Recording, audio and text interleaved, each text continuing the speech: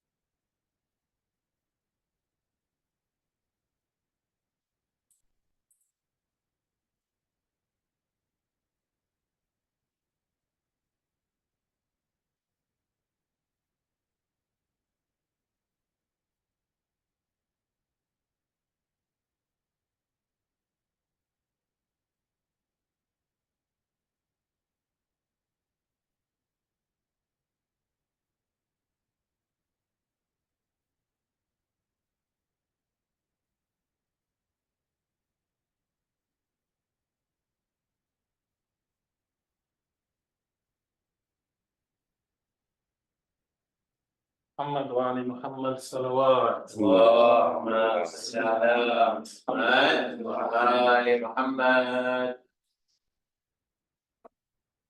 أعوذ بالله السميع العليم من الشيطان اللعين الرجيم. بسم الله الرحمن الرحيم. الحمد لله رب العالمين، وصلى الله وسلم على سيدنا ونبينا محمد وآله الطيبين الطاهرين. اللهم صل على محمد وآل محمد. السلام عليكم ورحمة الله. Inshallah, we'll continue reflecting on the ayat of Surah Yunus.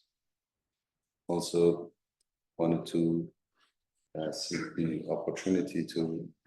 opportunity to congratulate everyone on Eid al-Zakat, as well as the wilada of Rasulullah sallallahu alayhi wa sallam. اللهم صل على محمد وآل محمد. For those who are here with us in person, there is a special program. But if you did not make it, I don't know if the special program would extend to virtual participants. I think it's for real participants, inshallah. Reflecting again on the ayat of Surah Yunus, named after one of the very special prophets of Allah subhanahu wa ta'ala, whom Rasulullah sallallahu alayhi wa sallam refers to him as my brother, Akhi Yunus, in a very beautiful hadith, as he refers to Nabiullah Yunus ala nabina wa alayhi salam. And we mentioned that this surah is named after him because of the uniqueness of his people and the circumstances of his, or the conditions of his people, his nation. Otherwise, his story is not elaborate in this surah. Hardly anything of it is mentioned in this surah. Rather, what is mentioned is that contrary to other nations who were, as a result of their stubbornness, as a result of their denial, continuous denial of their messengers, they faced the consequences of their actions, which translated in the wrath of Allah subhanahu wa ta'ala and in their destruction. And his people, on the other hand, they repented, they returned to Allah subhanahu wa ta'ala before they had to face the consequences of their denial and their actions, and they were spared from the punishment. They were saved. God, Allah subhanahu wa ta'ala, saved them. There's a hadith that suggests that what they saw was the shadow of the punishment. So this is why it's important to keep in mind that when the actual punishment happens, then it's too late for them to return. Like Musa alayhi salam, when his people, when the Fir'aun and his followers, when they saw the punishment at that point, when it actually they became subjects of it, at that point there was no point for them to return. There was no room for them to return. Whereas the people or the nation of Yunus alayhi salam, they returned when they saw the signs, if you wish, the shadow. The hadith says dhil. Dhil is the shadow. So some narrations suggest that the clouds came, and as we know, clouds cause some sort of a shade, yeah, and they have a shadow. So when the clouds came, they did not think like other nations that, okay, it might be just another cloud that's going to rain and we'll be fine. They actually immediately realized that something is happening, and they did not take their chances. They decided to repent and to return to Allah subhanahu wa ta'ala, and they were saved. And this was the ayah we were up to. In fact, we finished at the ayah 98, I believe. We stopped at فلولا كانت قرية آمنت فنفعها إيمانها. So our faith, this is another point I wanted to mention about that ayah, and then we'll move to the next. So one is the fact that their faith came when they saw the signs, the shade, the shadow, not the actual punishment. Another point is that they believed, amanat فَنَفَعَهَا إِيمَانُهَا. Their faith benefited who? Them. Okay, Allah subhanahu wa ta'ala does not benefit from our faith. He doesn't get anything from us, and he doesn't get any benefit from us or any harm. He's neither benefiting from those who believe in him and pray for him. It's like somebody, an example, but with obviously the difference. We just use the similarity in the example. Whether or not you believe the sun is there, does it benefit the sun? If you deny the sun, does the sun get harmed? I don't believe in the sun. The sun doesn't exist. It's a conspiracy. It's a light that they put up there, and we are living in a room. Okay, you know how people are always coming up with these conspiracies. I'm not suggesting all the conspiracies are wrong, but the world is flat, and this going to the moon was fake. This is fake. That is fake, and so on. All of these suggestions that. So if somebody says, "I don't believe in the sun is not harmed by that. It's completely unaffected." Yes. Perhaps the reason why some nations in the past considered the sun as a god is because of how powerful the sun is, but they did not know that the sun was also a creation of Allah subhanahu wa ta'ala, created by Allah subhanahu wa ta'ala. But yeah, the sun is there, giving its light, giving its warmth. Through it, we exist. If, in fact, in the solar system, we belong to the sun, if you wish, because our physical existence is part of the sun. At some point, the earth was part of the sun, yes? And the solar system, all of the solar system, and whatever is in the the gravitational field of the sun was part of it, and eventually scattered to be the planets that we have around the sun. So our planet Earth, Mother Earth, if you wish, in the physical sense, that's our mother, yes, and so we belong to the sun in a sense from that perspective. Nevertheless, it's a creation of Allah subhanahu wa ta'ala. Now, somebody says, I don't believe that the sun exists. I don't believe that the moon is real, for example. Whether you believe the sun is there or not, it doesn't harm or benefit the sun. In this particular situation, Allah subhanahu wa ta'ala says, those who believe, amanat فَنَفَعَهَا إِيمَانٌ. Therefore, they benefit themselves from their faith. So who benefits if we believe? Us, we believe. If I believe, I'm the one who's gaining. And if I don't believe, وَالْعَيَاذُ بِاللَّهِ, we seek refuge to God from lack of faith or denial. If one does not believe and they deny, they are the one who are at loss. They're the one who are harming themselves. فَنَفَعَهَا إِيمَانُهَا. Again, when we read the Quran, we have to try and benefit on multi-levels. Every word has a meaning. Every letter has a meaning. The structure has a meaning. Putting two things next to each other, it's also meaningful. It's the word of God. There's absolutely nothing in it that is without a purpose or a meaning. And obviously there are deeper meanings to whatever. There's the apparent, and then there's the hidden, and then there's the hidden within the hidden, batnun fi batn. So it's always beneficial to reflect and try to learn more from the Holy Quran, from the teachings of the Holy Quran.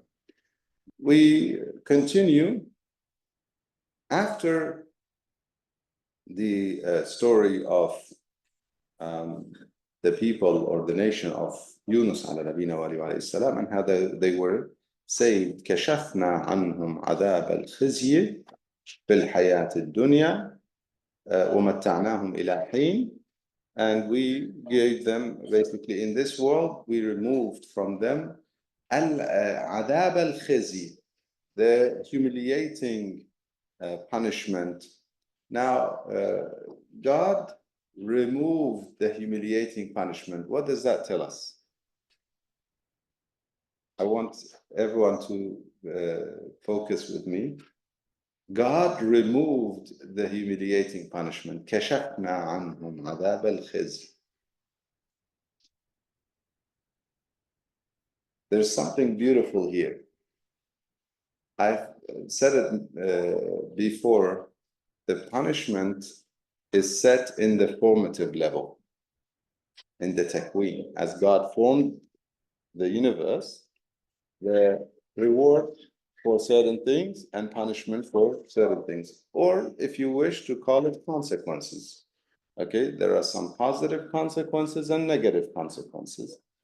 Here this azab al-khizi, the humiliating punishment, is a negative consequence of what? Of denial, of going rebelliousness, denial, going against God's law. So it comes as a result. It comes, God formed it. Everything is from Allah subhanahu wa ta'ala. However, at that point, it's coming as a result of the action. Itself is coming. And God is the one protecting them from it. Do you see the difference in how we can see it now? One could see it that God is the one who's punishing them immediately there. Okay? One could see it differently. He formed it in this way, and as a consequence of their action, the punishment is coming. Okay? And what is he doing now? He's protecting them from it. Because they turned around, they believed, they turned to him, he's now protecting them from it. كشفنا عنهم عذاب الخزي. The example I often give is, again, example for the similarities, and we have to understand that there's a world of difference. The similarity of the father situation and how God is protecting us. Yeah? So parents or father or parents in general, parents tell you you need to study. Yeah? If you study, you will be healthy. I mean, you will have a comfortable life. You even could have health and wealth and all the good things in life. And if you don't study, you will struggle. You will have so many things that you don't understand in life. People could easily cheat you, deceive you. Take care of your health. Parents tell you to brush your teeth, take care of your health.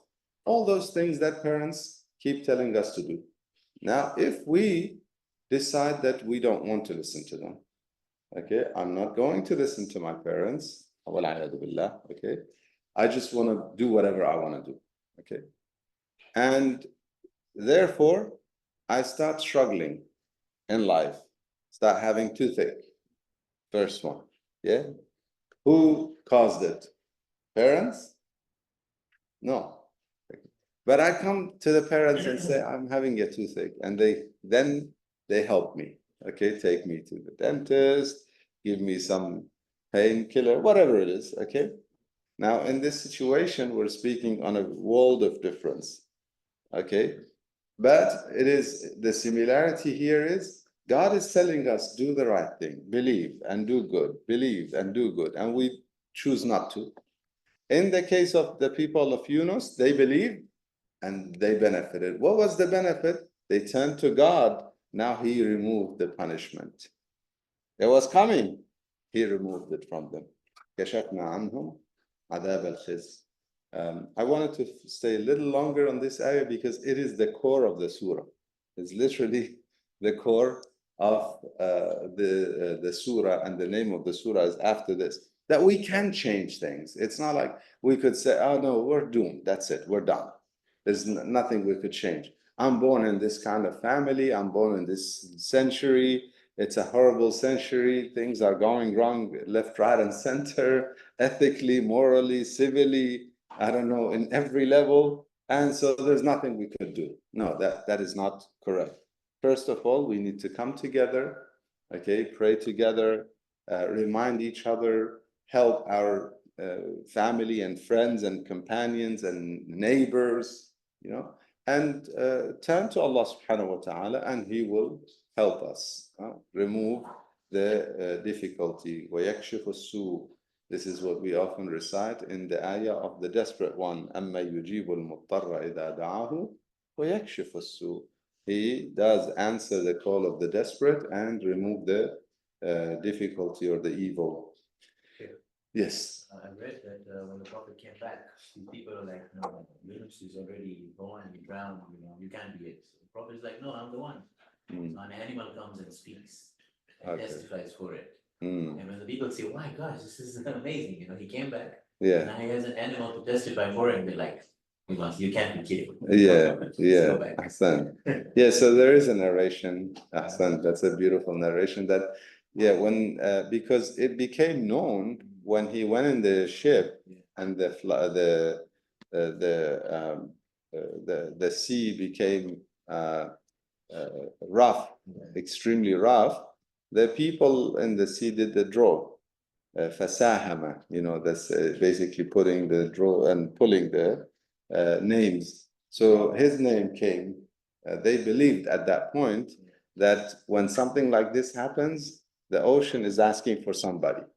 Okay, So they did the draw, and when you throw that person, then it'll settle. Now, if we look at it from, I mean, what eventually happened, yeah, Allah subhanahu wa ta'ala wanted him there. So they were in a sense right, but it's not like the ocean is asking. Yeah, there's something different. Nevertheless, they decided to do the draw, and his name came. According to narrations, it came 3 times.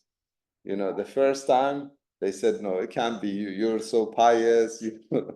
So they said, okay, we do it a second time. And in the ocean, God, you know, God of the ocean, wouldn't want you. Yes. Obviously, it's one of us or someone else.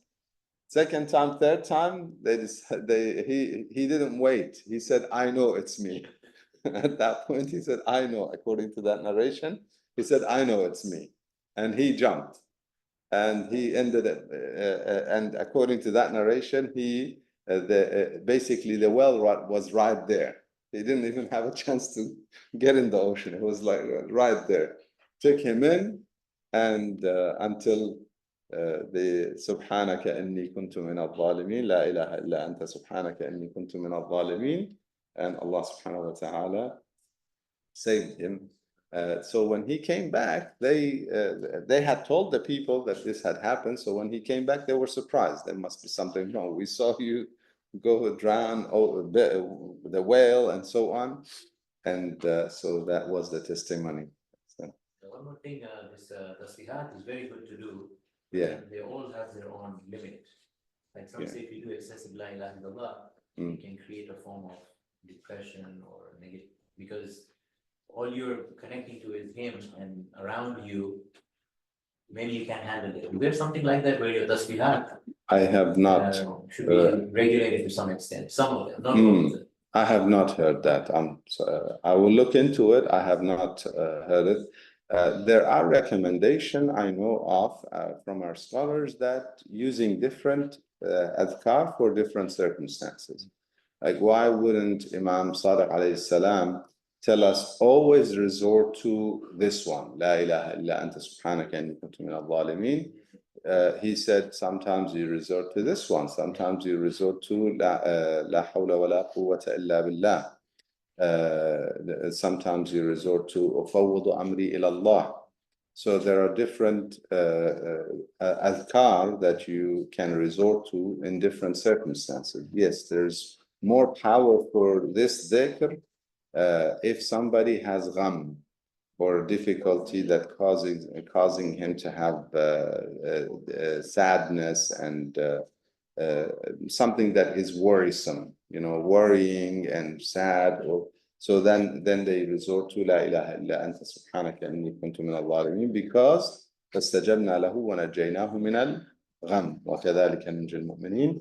And in the other adhkar used for other circumstances, if you have an enemy, وأفوض أمري إلى الله إن الله بصير بالعباد فوقاه الله سيئات ما مكروا. Your enemy is plotting against you, God protects you with وأفوض أمري إلى الله إن الله بصير بالعباد. So different adhkar used for different circumstances, but to say that you should not say them and they would have a negative or something, I have not heard that, but I will look into it, inshallah. Yeah.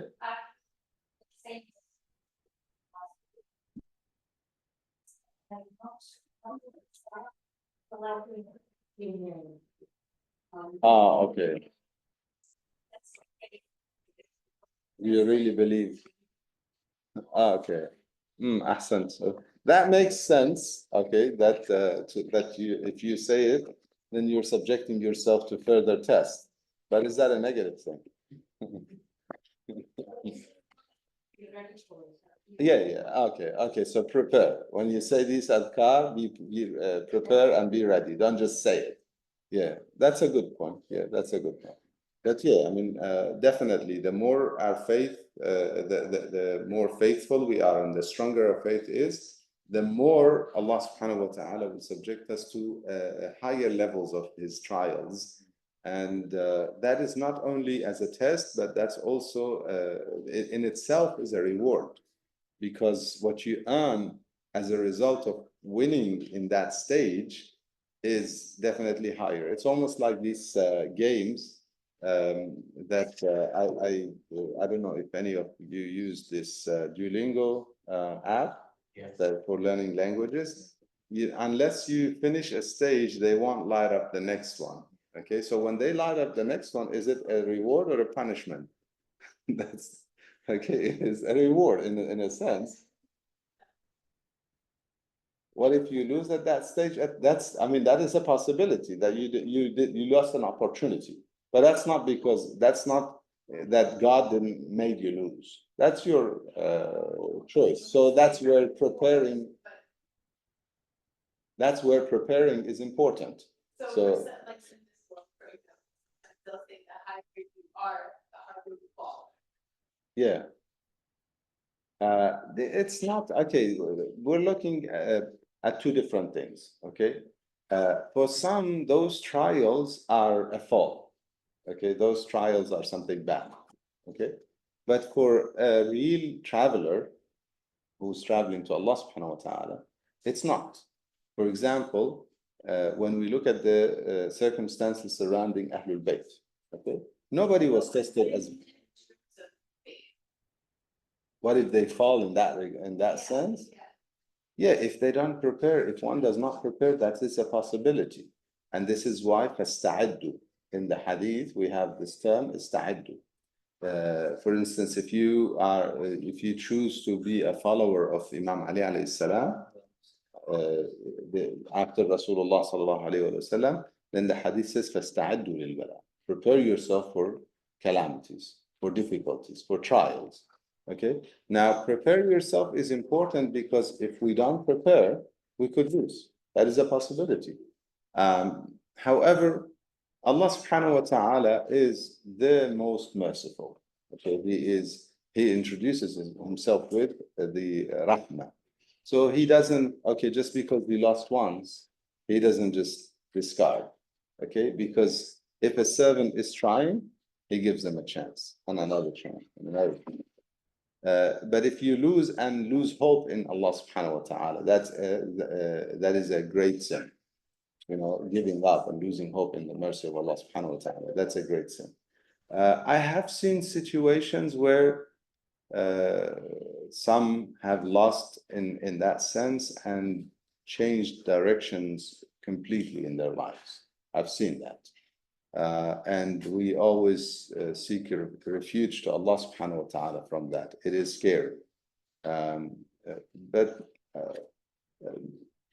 we don't know their level of intellect, their level of wisdom, maybe their aql is not complete in a way.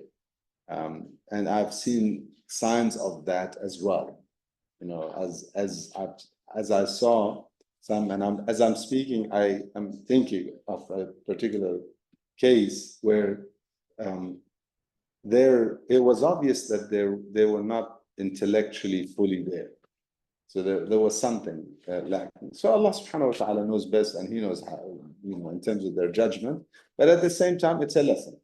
It's a lesson for everyone else that if you don't prepare and you go in that direction, you could fall and it could be serious. There is one individual who went from being a follower of Ahlul Bayt and always not just practicing even on the very precautious side, okay, with even consumption of meat, for example, would not eat whatever is in the marketplace. He had to go to the farm to make sure, you know, he sees it being to that level. And then they went from that to being, you know, on a level of the Wahhabi ideology, where, okay, you know, Shafa'ah and all of the practices of the followers of Ahlul Bayt nullified. And then they went to another level where nullified all the schools, all the hadith. The only true thing at the moment is Quran, which can be also debated because it also came through people to us. So far, he still believes in the Quran. That is a promising thing in a way, because that could be the next step where, okay, how do I know, okay, that it is from Allah subhanahu wa ta'ala? So yeah, definitely we need to prepare and be mindful of the enemy. Be mindful of Shaitan, because he is an enemy and he is preparing against us, constantly plotting and planning and preparing against us. So we need to be ready.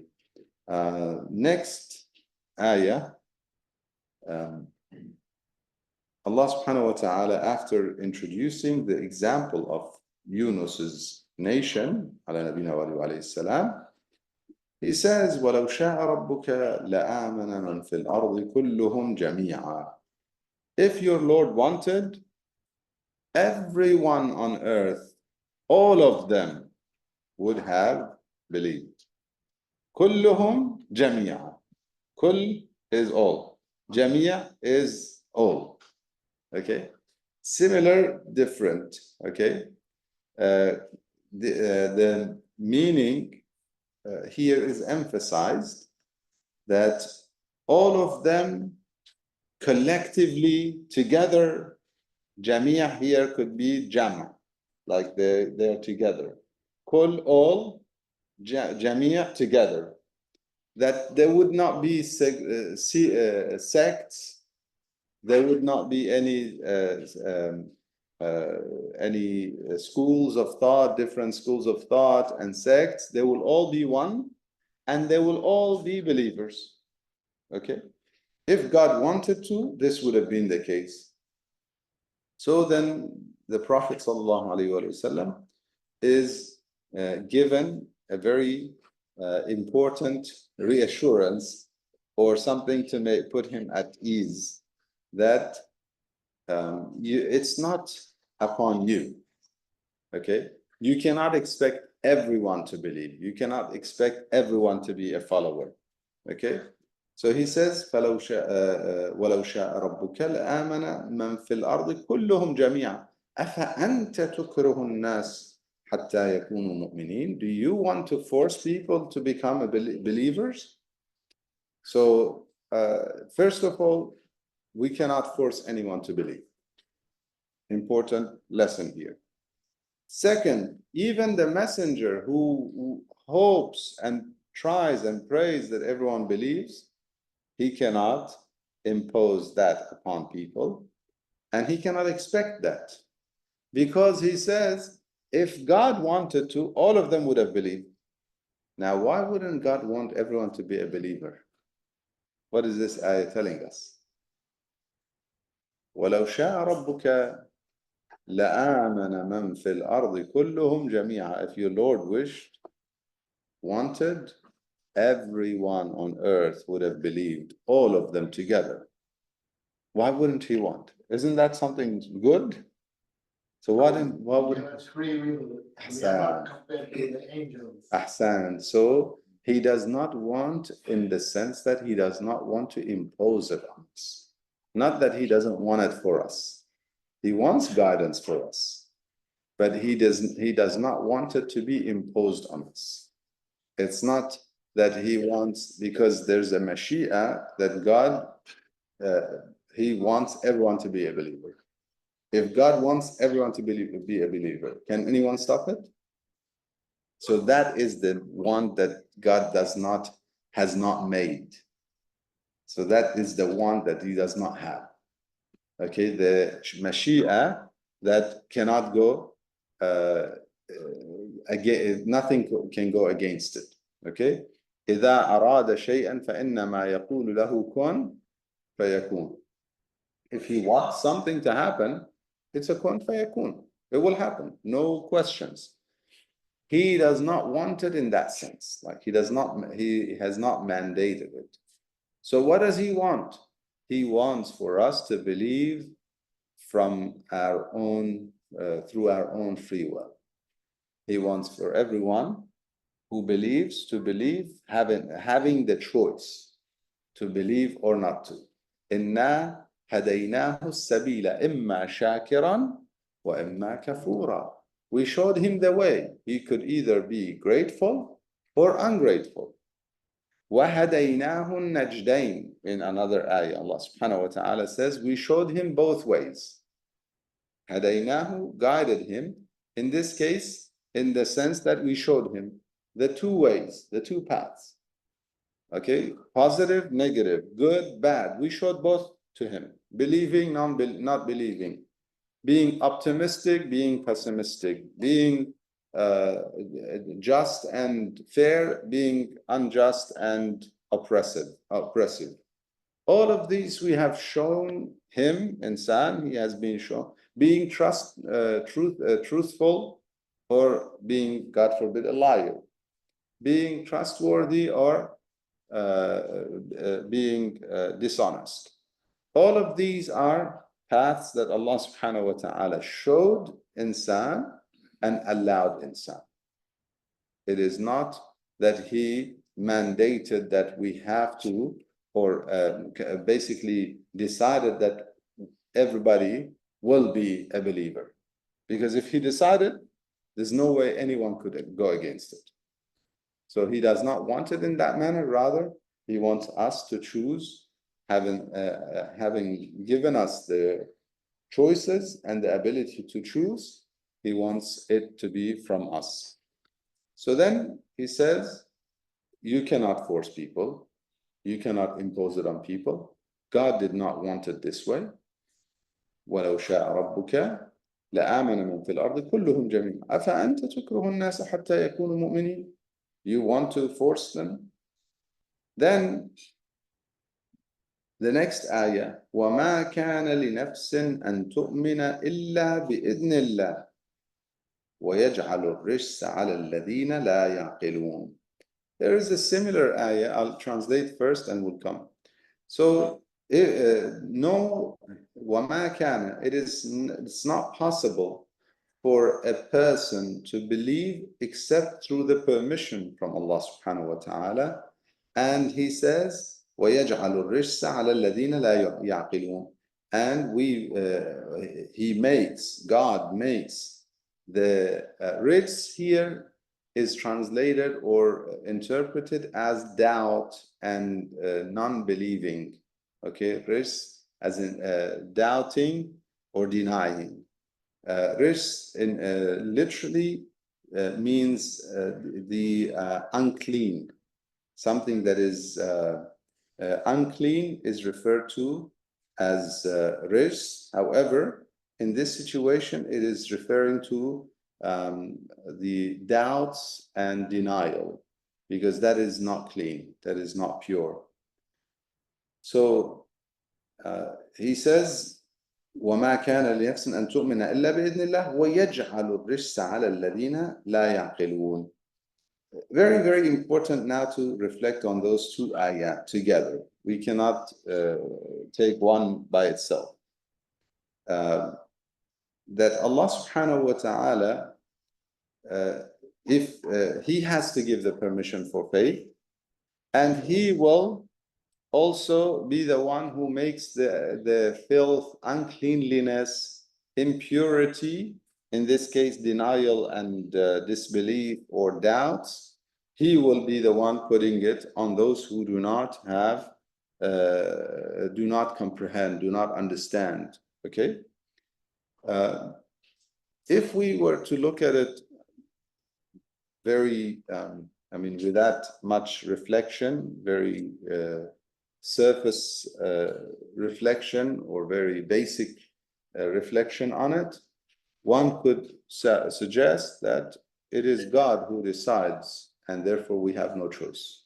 He decides that these people, I permit them to believe, and these people, I will make them unclean. That's what it could be seen, and that's why we need to reflect on this to understand it. There is another, this is what I was trying to say. There was another ayah in the Quran where Allah subhanahu wa ta'ala says, whenever these people, the people around the Prophet, whenever something good happens, they say this is from God. Whenever something bad happens, they say this is from you. From who? From you, as in Rasulullah. هذه من عندك. Then God says, قل, tell them everything is from God. قل كل من عند الله. Everything is from God. Good or bad is from God. Okay. Then the next ayah clarifies. Apparent meaning contradicts, but deeper we will understand. The next ayah says, ما أصابك من حسنة فمن الله وما أصابك من سيئة فمن نفسك. Whatever good you face, you receive, it's from God. Whatever bad is from your own self. But hold on, the previous ayah, responding to their claim that bad is from the Prophet and good is from God, God says everything is from God. Now this ayah is saying good's from God and bad from you, from people, from themselves. How could we put those together? This is very similar, so we'll go to that and we'll come back to this. In that situation, without God's permission, nothing could happen. Absolutely nothing could happen in this universe. Nothing. This is what we call Tawheed al-Af'al. So we have Tawheed on the level of the essence of God, that there's only one God. Okay. Tawheed al-Sifat, all of his attributes and him are one. It's not attributes and him separate things. No, it's one. Tawheed al-Af'al, all of the things that are happening through Allah subhanahu wa ta'ala. Nothing, la hawla wa la quwwata illa billah. Nothing can happen without the permission of Allah subhanahu wa ta'ala. Absolutely nothing. Yes, even evil things that are happening. Yes, even the sins of the sinful people. Yes, even killing prophets by those who killed the prophets, by those criminals and oppressors. All of this happened with a permission, meaning what? If God didn't want to allow it to happen, he could have stopped it. Okay? But he allowed it. Back to the first ayah, allowed it in what sense? Allowed it in the sense that he wants us to have the free will and choose. He has shown, he basically displayed and explained and clarified haqq, batil, truth, falsehood, good, evil, sin, and obedience and sinfulness. He's displayed all of that, very clarified it all. Okay, and he wants us to choose. If he wants us to choose, he cannot stop us. I mean, if he blocks us from doing anything evil, therefore he has not given us the opportunity to choose. He gave us that, and this is why it is through his permission. Kullu min indillah. Goodness is from him. Okay? What about the evil? He is the one who allows it. He wants goodness, so he reminds us. Do good, you face good. The consequences of good is good. Stay away from evil, because it's going to be bad. So if we choose to do evil, where is bad coming from? From our own actions. Through his permission. Kullu min indillah is his permission. Through his permission. But our own action.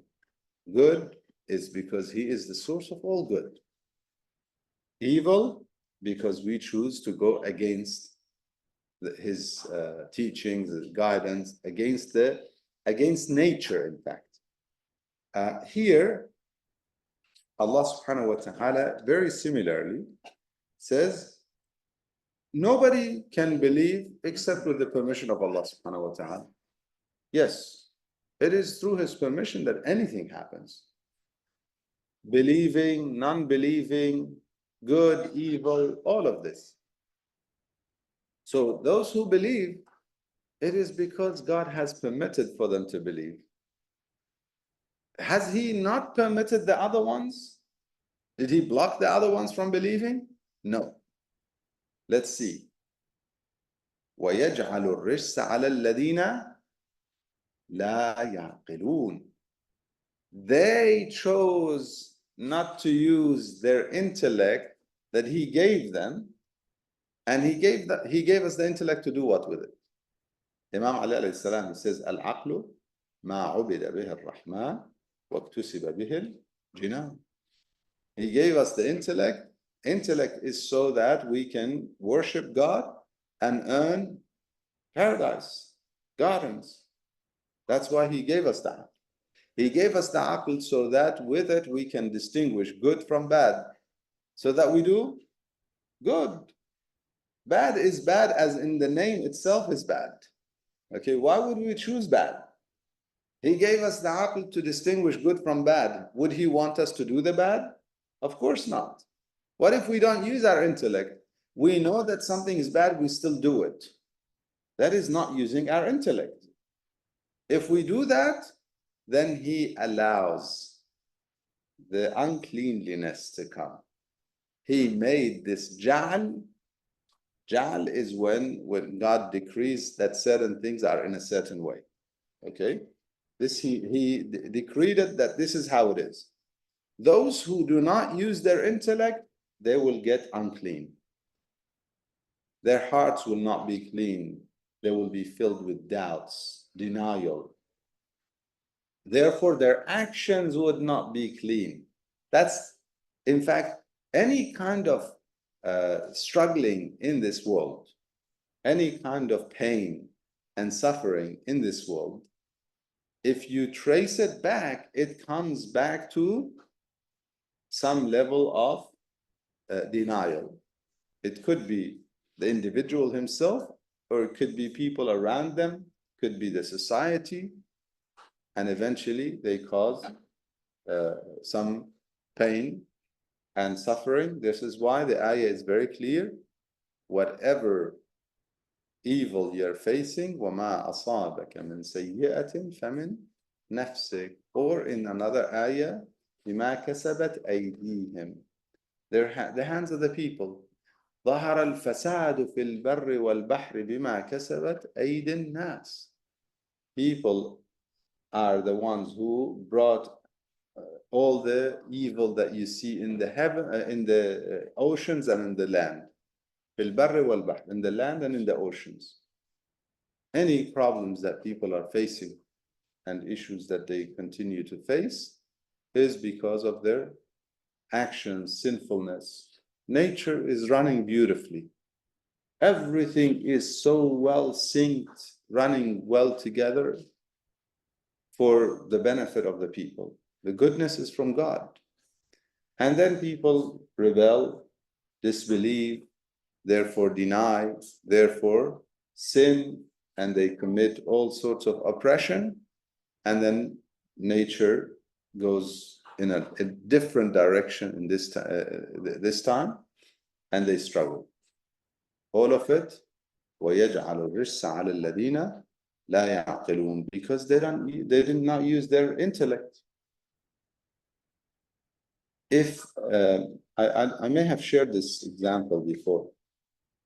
I had a professor at university. It was when I first went to Australia, and I was having a conversation with this professor, very well experienced, exposed. He had traveled and seen different places in the world. So one of the things he mentioned is that in their neighborhood, he lives in a good neighborhood, he has good neighbors. In their neighborhood, he said, when the city over there, they distribute newspapers. They throw it on your in your yard, in front of your door. And so he said, when I'm not home, when I go away, my neighbors in our neighborhood, whenever anyone is not there, the neighbors will cut their grass and pick up their paper. Meaning what? They make sure that their neighborhood is maintained nicely.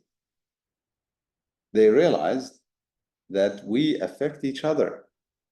If my neighbor's home is under-maintained, and their grass is growing tall. He said, even if we have like someone who is sick, unwell, older, the neighbors take care of their grass and pick up their paper. When you don't, I later on witnessed that the opposite, driving through some neighborhood that was not so good, it was not maintained, grass is tall, and papers left on the grass and on the driveway, and sometimes they get rained on. So what happens? They get soaked. So it looked trashed. It looked the neighborhood. It was clear that this is not a clean neighborhood. As a result, it invites also what? Thieves. You have a house that is not maintained, seems like it's empty, invites thieves. And it basically from one thing leading to another. The ones who use their intellect, they realized if we are good to our neighbors, we live a good life. Very simple. The equation is not so complicated. The ones who did not realize that, did not use their intellect, or kept denying that goodness is better than evil, they want to take shortcuts, they want to disregard other people's matters, and they don't want to care for other people. What happens? It comes back to them. They struggle. They live in bad circumstances. Politicians who care for their people versus politicians who don't care for their people. It comes back to them. What sort of a country you want to be leading? A country that is clean, good society, good people, or a messy, a country that nobody wants to even be a part of or live in. Eventually, people want to leave it and migrate to other parts of the world. Regardless of the religion, by the way, this aql is very interesting. Some of us, we label ourselves with certain religious beliefs and so on, and yet we still don't use our aql, our intellect. Therefore, our circumstances are not better than those who may not label themselves with that, but they are using their intellect. وَيَجْعَلُ الرِّجْسَ عَلَى الَّذِينَ لَا يَعْقِلُونَ. God puts the uncleanliness, impurities, filth, He made it that it belongs to those, to who? Belongs to those who don't use their intellect. لا يعقلون. Any comments, questions? وما كان لنفس. Can we continue, or what's the time? 10 minutes, then we do the Kahoot.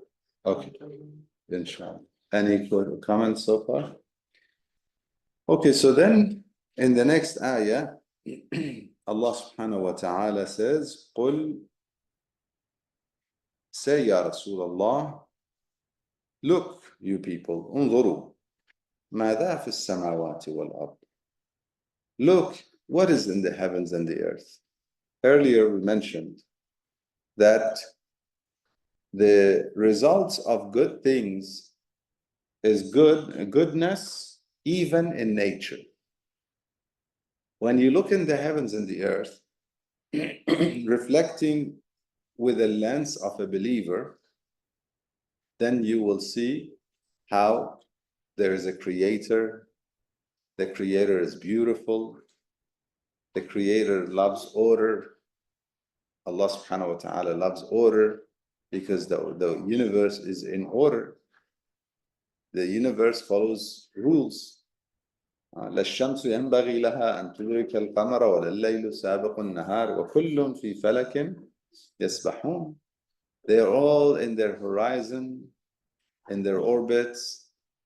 They're all following the rules. The sun does not come and strike the moon, and the night does not come before its time. The day does not come before its time. Everything is happening in the order that it is supposed to be happening, and that's how God commanded it, and they're all in obedience. They're all they submitted and are obedient to Allah subhanahu wa ta'ala. Look at those.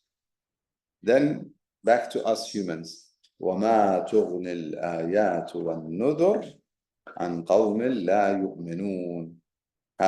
However, all these signs, the heavens and the earth are signs, but ayat of the Holy Quran are signs.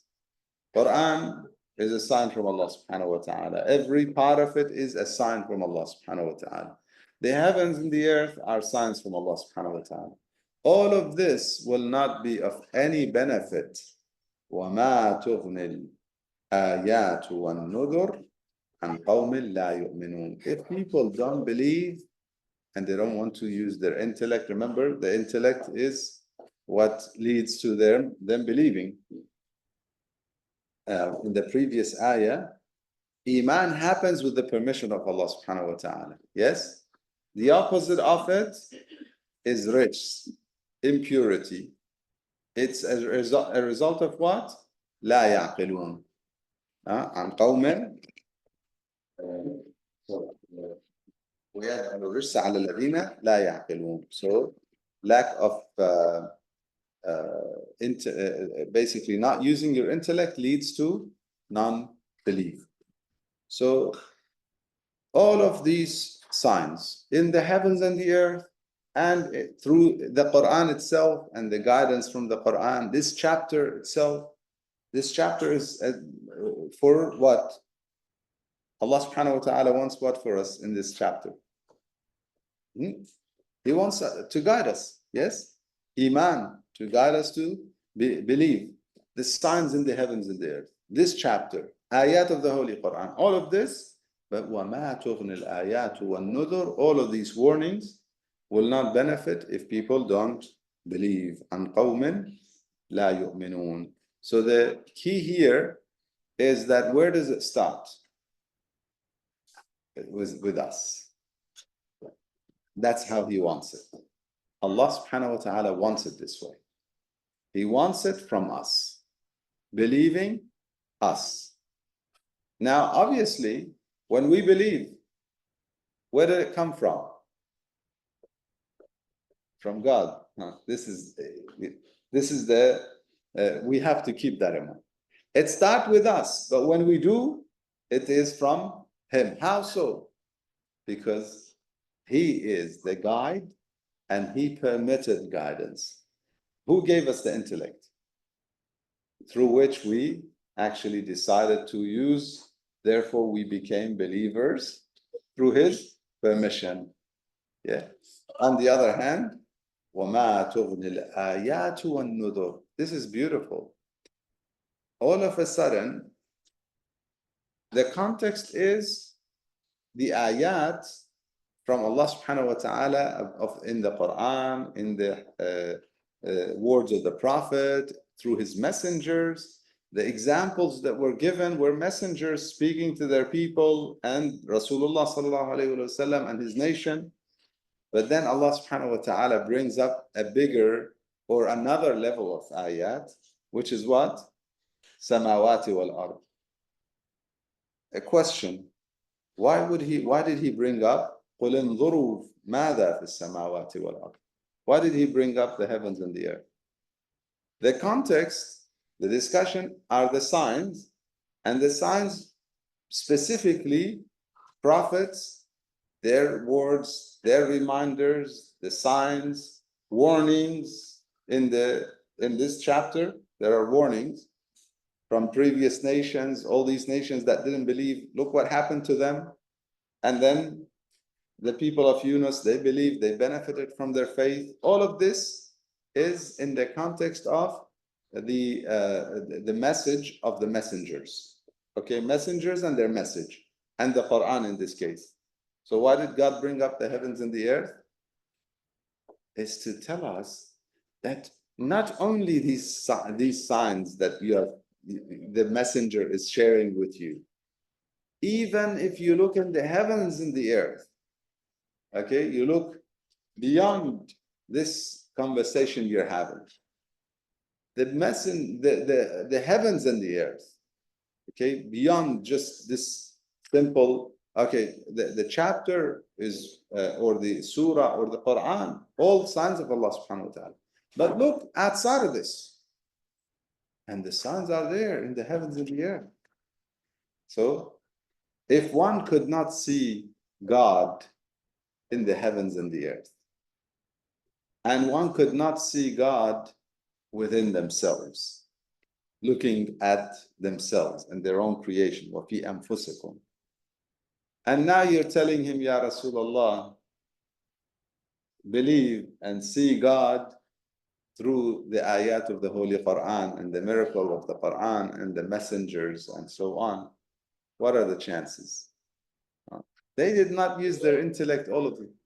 And this is amazing, because you see some people, they're so ready to follow the truth. And they're looking for it. It is so easy to show them the truth. So easy. I sometimes have, especially those who are, searching in terms of what religion or what school of thought.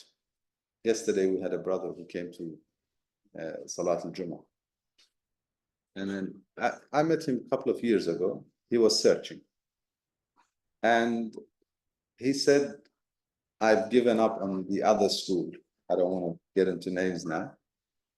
And I've come back here. Okay. And then we had many conversations on the same wavelength in terms of assessment of the books of hadith, assessment of hadith, assessment of individuals, and so on. Same. You could see that the truth is very easy to digest, very easy to see. Now, if you look at, I've asked these people, how did you start your journey? And oftentimes, it was natural things, very clear in nature. Like looking at the world, there's truth, and I'm missing that truth. I didn't find it in the religion or the school that I grew up in, my parents gave me. I didn't find it. So I'm looking for the truth. So you look in the heavens and the earth, the answers are there. And then when you look for the truth, you'll see it. But when you cannot see the God in the heavens and the earth, and you cannot see truth in the heavens and the earth, the likelihood of seeing it anywhere else is very, very little.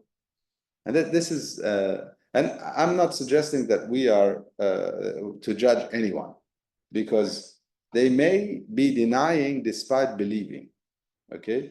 Because of their character, because of the way. Some people, their way of believing is or the way of finding answers and searching for truth is denying. That's just their method. So if they're denying to you, doesn't mean that they don't believe. Okay, that's their fight like their struggle to get to the truth. That's their way of eventually getting to the truth. But again, if one does not see God in the universe, in the heavens, in the earth, it is there would be so blind. As a result, there's no use of the aql. Therefore, there's no iman. Yeah, iman happens with aql. I think we should pause here, inshallah, for the celebration of the birth of Rasulullah sallallahu alaihi wasallam. الحمد لله رب العالمين وصلى الله على سيدنا محمد وآله الطيبين الطاهرين. اللهم صل على محمد وآل محمد.